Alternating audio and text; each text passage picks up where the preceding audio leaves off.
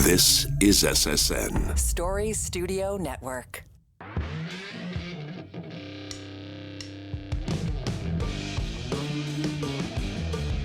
Welcome in, welcome in. This is the fourth draft in your earbuds, in your headphones. My name is Erin Trafford, media strategist, CEO at Story Studio Network, and your insider, literally inside your head, as you plot for success in your media for 2025. I am here for you. And I'm buttering you up a little bit right now because what I want to talk about today might sting a teeny tiny bit. I might say some things today that get your hackles up. But I promise you it's all coming from a place of wanting to help you make a bigger impact. So specifically today, we're going to talk about some of the pitfalls and opportunities I see for folks who are in the nonprofit sector. But make no mistake, everything that I'm talking about today with you applies beyond the nonprofit sector. It just happens to be really easy to talk about within the context of nonprofits. And given the sheer volume of work that we do at SSN with not-for-profits, it's just an easy place for me to start this conversation. So where we are so far in this season of the fourth draft is we've really started having this conversation about trust. I think trust is going to be the key driving success metric that we're all going for in our media and in our comms for the next year and beyond. Because I think what we have seen collectively and through our own businesses and through some of the things that are happening with comms in general is that there is a general erosion of trust at multiple levels. So now we're at this point where we have to build it back up. That issue of trust hits differently when you are in the nonprofit sector because what you're trying to achieve is a little bit different. And there are often a lot of cooks in the kitchen. There's a lot of factors going on. There are a lot of pressures. There are a lot of people who want to have a say. But ultimately, it's because you're trying to make an impact.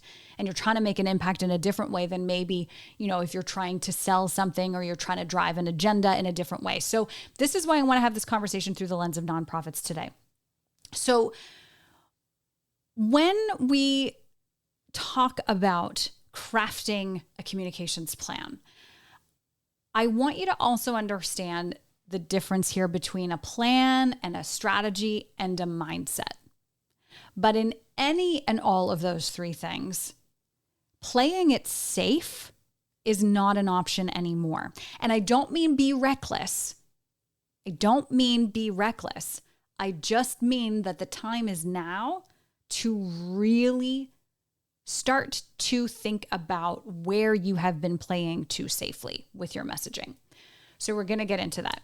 So here's how we're going to structure today's episode. I want to talk about when you're playing it safe in your messaging causes your ultimate goal to be diluted and therefore your outcomes to not be as achievable or as easily achievable as they should be.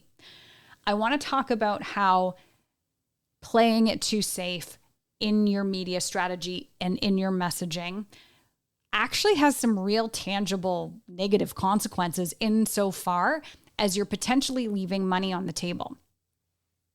And what I mean by that is people may not be as compelled to donate. You may not be able to align with partners the way that you once were, or it's not as easy to find the funding anymore. And I'm going to tell you plainly that part of the reason might be because you have been playing it way too safe with your messaging.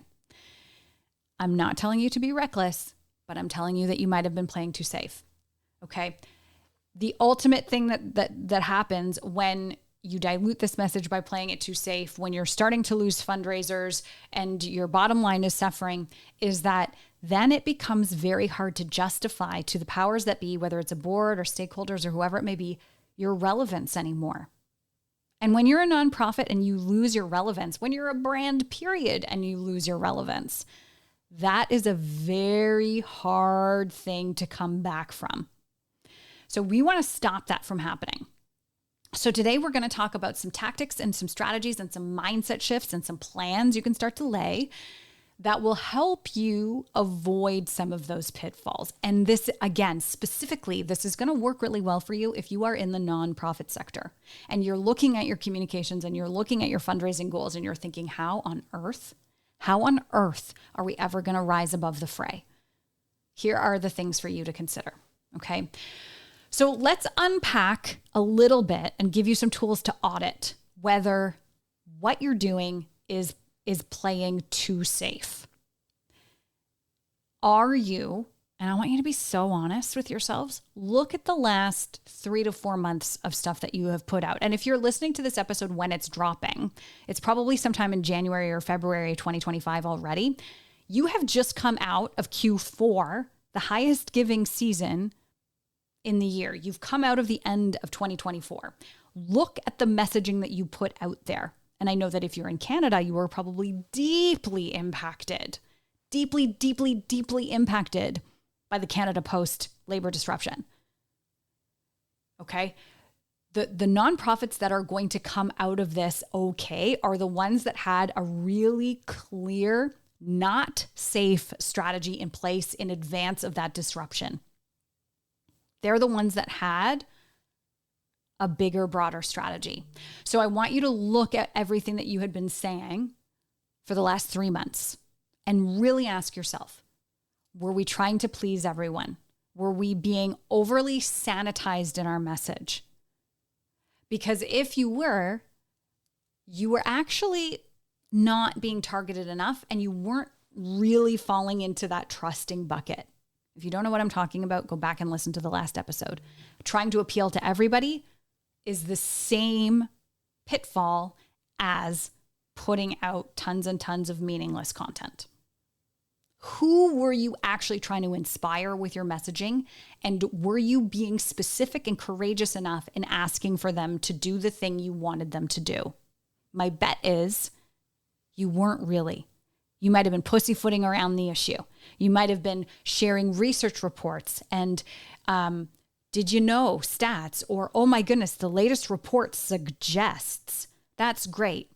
But when you put that kind of messaging out in the world without telling your audience what you want them to actually think or believe, you're making them do too much work. So put out the report, issue the stat, and then be courageous enough to tell them what that means for both them and for you as a nonprofit. This is what I mean by not playing it safe. That is not a risky communication strategy. That is a bold communication strategy that will align better with the results you want. But too often, and I've seen it happen time and time again because we see some of the early storyboards that nonprofits put in front of us when they want to work with us at SSN. And we say, we need to re-articulate this because nobody just wants to hear you regurgitate the information about your sector. Nobody wants to look at the graphs without the context of the action you want them to take. So I want you to audit. I want you to really, really audit. Were you being bold enough in your clarity of purpose? And then you can quickly see how and why that impacts your fundraising. Because if you're not out there consistently showing and asking for what you want, your fundraising is going to suffer. People want to know exactly what you want them to do, and they want to know exactly what you stand for. And I think so often what happens is that there's a bureaucratic process in not-for-profits. There are ways we've always done it. There are people we need to appease. Everybody needs to have their say. And I'm not here to solve that problem. I don't know if I can solve that problem, but I can tell you that the result of running your communication strategy through 8, 9, 10, 12 different people is that it gets so diluted, the audience stops resonating with it. And then Again, if the audience stops resonating, they're going to stop opening their wallets. They're not really going to understand, and your relevance is going to erode. Here's another thing I want you to think about is that over the last few years, we have really seen communications strategies and media strategies, and even in podcasting, we've seen this, where more is more. And I've been talking about this for the last 3 episodes. It's like more stuff equals better stuff. It's going to get them to do things. And I think for a lot of not-for-profits, what that ended up doing is meaning we need to do more on a certain end of the emotional spectrum. Let me explain. And I'm going to just say charity ABC. This isn't any one in particular, but I'm to illustrate the point. Let's say that your charity tackles issues of around housing and homelessness. Okay, so maybe you're not for profit that is a shelter, or you offer temporary or transitional housing or something to that effect, right? What I have seen happen is that so often you get stuck in this trap of the sob story. Okay. And it can be a turnaround story, but it's, Sally found herself in a really hard way. And when she came to us, she had nowhere else to turn. And we gave her refuge and respite. We gave her a place to lay her head. We gave her some assistance in rewriting her resume. And we got her back up and on her feet through the good work that we do in our community. And listen, that's a pull at your heartstring story. That's a pull at your heartstring story. But when you are focusing 80% of your comms and appeals on that kind of emotional pull, a couple things happen. The audience stops resonating with it because they expect it from you. There's nothing in there that is allowing them to experience anything other than guilt and sorrow and sadness in relation to your organization's brand. They're just used to it, right? It's why when we hear that Sarah McLachlan song and we think of sad puppies being caged animals and euthanized dogs, that's what happened, right? We hear that song from Sarah McLachlan and we think about sad puppies and dogs, and it makes us feel terrible about ourselves. And so maybe we do one of two things. We donate money to that charity, or we turn off the TV and we don't want to listen anymore. That happens all the time. And it doesn't have to be that extreme. That's an extreme example that I'm positive we all remember and know about. But if you are only relying on one end of the emotional spectrum to create that clarity of purpose with your messaging, you're missing a whole other driver out there. When we create content and tell stories, it's really important that we acknowledge the entirety of the human experience. If you think visually or linearly, which I do not, so I struggle with this, but I'll try. I want you to really think about emotions on a spectrum. It can go up or down on a y-axis or an x-axis across. It doesn't matter. Joy being on one end and abject sorrow being on the other. If you're a nonprofit, I want you to audit your messaging through the lens of how many different emotions are we sparking with our content on the regular? How many different emotions? And map it. Try to put it on that XY axis. Well, more often than not, we're talking about the sad. We're hooking them with the sad story, when maybe we need to actually balance this out with some joyfulness. Now, I know there are studies out there that saying that people don't like good news. I'm not saying all of it has to be at the joyful spectrum, but for nonprofits in particular, you need to start working with the spectrum. That is going to keep your relevance higher than only working on one end of the spectrum. That will keep your clarity of purpose front and center for your donors. Because guess what? Each and every one of us experiences the spectrum. You want to meet people where they are. So especially for nonprofits, this kind of emotional storytelling is critical. And note, I'm not saying take risks. And note, I'm not saying be overly maudlin or be exceedingly like toxic positivity. What I am saying is use all the tools in your kit. That is what's going to keep you more relevant. So start with the basics. Who are you talking to, and what emotion do you want to spark in them? What do they care about at this moment in time? Think about that. If you talk about issues of safety, maybe car seats, maybe slips and falls, maybe life jackets, things like that. Who are you talking to, and what do those people care about right now? Do they care to hear another story about a child who drowned because he or she wasn't wearing the right size life jacket, or he or she slipped behind the fence of a pool? I mean, those stories are heartbreaking, and they make me turn and walk away. They don't actually make me open my wallet. But hearing stats about how many children in Canada drowned this year also don't make me open my wallet, because data doesn't drive action. Emotions do. So if you're too far on the maudlin side, you're too far on the data side, really just evaluate. And I'm not telling you that you're terrible and that your current comm strategy is a piece of crap. What I'm telling you is you just start looking at it differently. Give yourself a different kind of score, and then we'll build from there, okay? Then ask yourself, okay, wow, maybe we were a little bit too heavy on this side. We were too fact-based and we were too sad sob story based. How can we take the exact same strategy and be a little more bold? Where weren't we actually asking for what we wanted? Where weren't we actually taking a stand? Where weren't we being more transparent with our needs as a nonprofit? If you're riding the line and you're not going to make your capital campaign, why were you hesitant to say that out loud? Ask yourself that question. Where in your communications, where in your storytelling were you being overly generic in order to feel safe and check a box, in favor of being specific, actionable, and emotionally triggering in a positive way?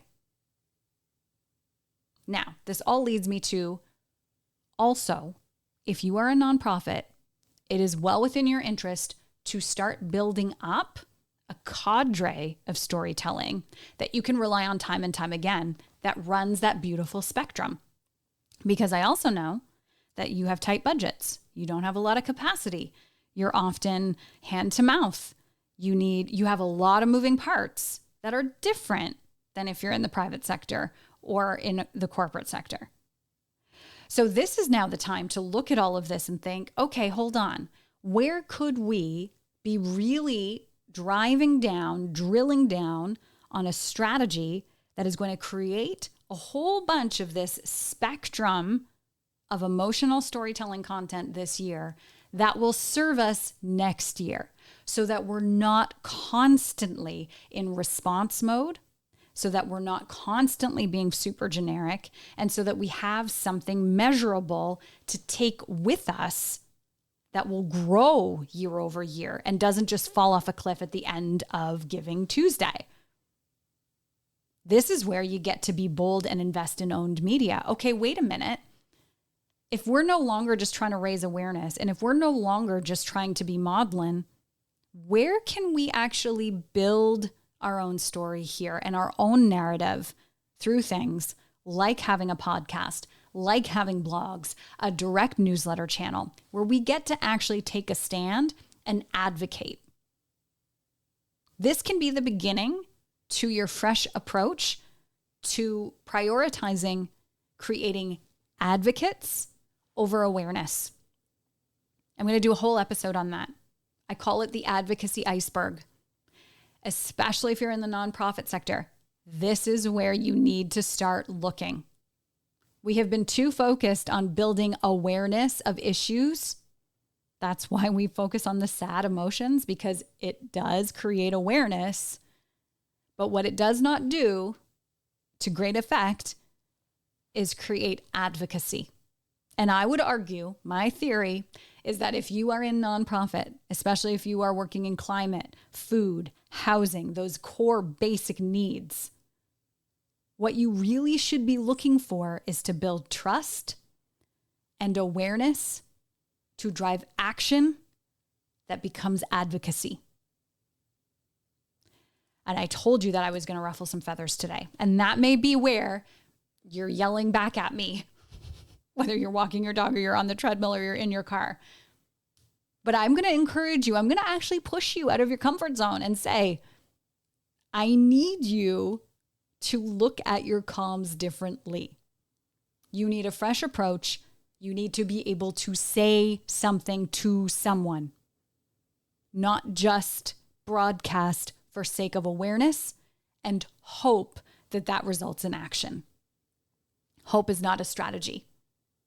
And playing it safe is costing you impact, relevance, and trust. And again, I will reiterate that this is not about being perfect. This is about intention. And this is about focusing on your audience.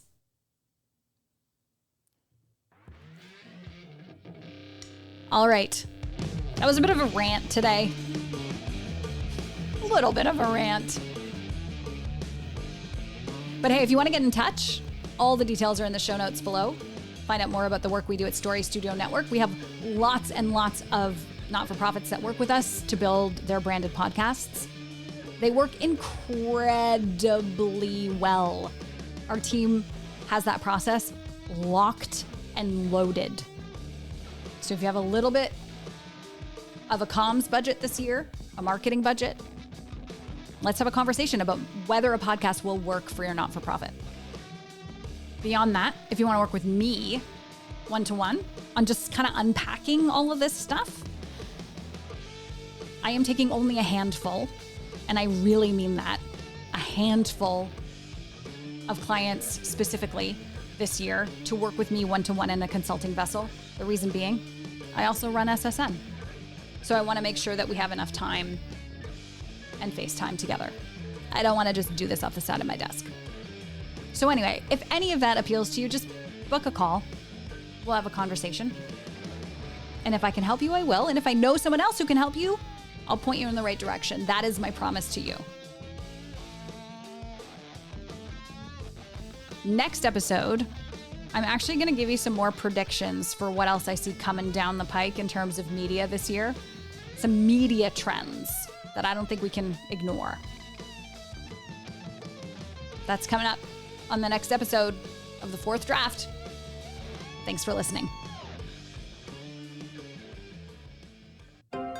This is Story Studio Network.